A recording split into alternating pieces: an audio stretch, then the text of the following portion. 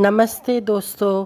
आज मैं आपको बताने वाला हूँ नवरात्रि में कुछ ऐसे खास नियम जिससे आपको नहीं करनी चाहिए और कुछ ऐसे पाठ करने से माता रानी अति प्रसन्न होकर आपकी हर एक मनोकामनाएं पूर्ण करते हैं।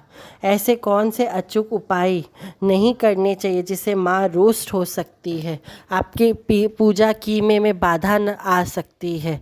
तो चलिए जानते हैं कौन से नवरात्रि में आपको कौन से दिन उपाय करने चाहिए और कौन से दिन नहीं करने चाहिए, और कैसे किन उपायों को नहीं करने हैं जिससे माँ रुष्ट भी हो सकती है। कुछ चलिए जानते हैं खास नियम। नवरात्रों के दिनों में भूल कर भी आपको बाल, नाखून और लड़कों को दाढ़ी और महिलाओं को मैनिक्योर, पेडिक्योर, हेयर वैक्स कुछ भी नहीं करवाना चाहिए। नवरात्रि के पावन दिन में जो है शक्ति की साधना की जाती है, पर इस शक्ति की साधना पे मुख्य तरह उत्तर दिशा की ओर ही करना चाहिए, दक्षिण दिशा की ओर नहीं करना चाहिए। और साथ में ही यदि जो साधक उपवास का पूरा नियम रख सके उन्हें ही रखना चाहिए, बार बार मुंह जूठा नहीं करना चाहिए। यदि हो सके आप यदि उपवास नहीं कर सके हो तो आप जो भी साधक उपवास कर रहे हैं उनका आपको मजाक नहीं उड़ाना चाहिए या भी कुछ भी अपशब्द बातें उनके लिए नहीं कहना चाहिए। यदि आप नहीं कर पा रहे हो व्रत तो जो भी कोई गरीब हो उनको आप एक समय का भोजन अवश्य कराएं। गृहस्थ व्यक्तियों को सात्विक और मानसिक साधना भी करनी चाहिए जिसमें कलश स्थापना लेकर हवन पूजा आदि भी शामिलित होती है। कहा जाता है जिस व्यक्ति के पास अन्न है पर धन नहीं है तो उन्हें आप मानसिक रूप से भी ये पूजा कर सकते हैं। नवरात्रों के दौरान व्यक्ति को ब्रह्मचर्य का पालन करना चाहिए। हर एक छोटे से बड़े व्यक्तियों को ब्रह्मचर्य का पालन करना अवश्य अनिवार्य है।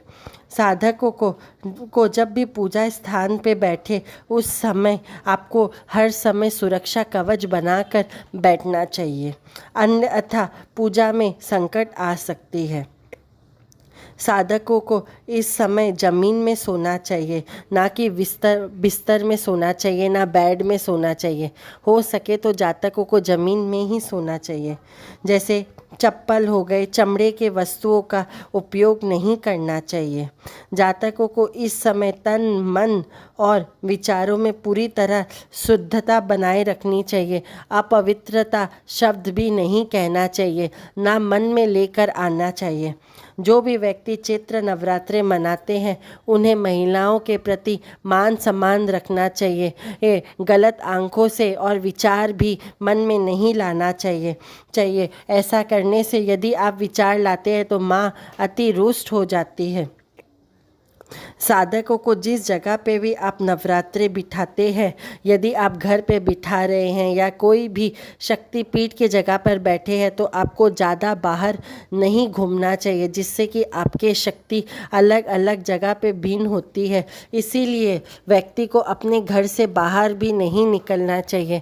पर आज के ज़माने में पॉसिबल नहीं है तो आप बाहर निकले पर मौन व्रत का धारण रखें। मौन व्रत भी बहुत बड़ा व्रत होता है जिससे व्यक्ति को बहुत सारी सिद्धियां भी मिल जाती है मौन व्रत से। और साथ में साधक को घर से बाहर कुछ मिनटों के लिए ही जाना चाहिए। यदि हो सके तो नवरात्रों के समय हर एक जातक को जैसे कि नाखून हो गए चाकू, कैंची, इसे भी टच नहीं करना चाहिए जो भी व्यक्ति साधना कर रहे हैं। यदि आप नवरात्रों के समय साधना कर रहे हैं, माँ की पूजा करते हैं तो सुबह और संध्या के समय दोनों समय स्नान करना अनिवार्य है। नवरात्रों के समय यदि आप वॉशरूम जा रहे हैं, यदि आप 2 नंबर करने जा रहे हैं तो आपको स्नान करना अति आवश्यक है, नहीं तो माता रानी रुष्ट हो जाती है। अशुद्धता होने से पूरी पूजा में अशुद्धता आ जाती है। नवरात्रों के समय आपको बासी कपड़े नहीं पहनने चाहिए। नवरात्रों के दौरान साधकों को बासी खाना भी नहीं खाना चाहिए। जूठे पानी भी पीना अनिवार्य है। नवरात्रों के समय हर एक जातक को खुद के वस्तु का ध्यान खुद रखना चाहिए। नवरात्रों के समय हर एक साधक को खुद के वस्त्र स्वयं धोए, नहीं तो नवरात्रि के बाद सारे वस्त्र धो सकते हैं।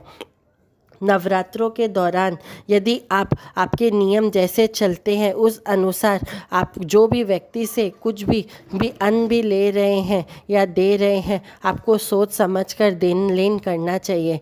नवरात्रों के समय बार बार मुंह जूठा नहीं करना चाहिए। ऐसा करने से साधना में जो फल मिलना चाहिए वह कम मिलने लगता है। जितना हो सके दिन परिस्थिति अनुसार आपको इन सब चीज़ों का ध्यान रखना चाहिए, जिससे माता रानी अति प्रसन्न होकर आपकी हर एक मनोकामनाएं पूर्ण कर सके। तो इस वीडियो को लाइक शेयर सब्सक्राइब करें और कमेंट ज़रूर करें। जय जय महादेव बोलिए, जय माता रानी की जय। कमेंट में ज़रूर जय माता दी लिखें। धन्यवाद।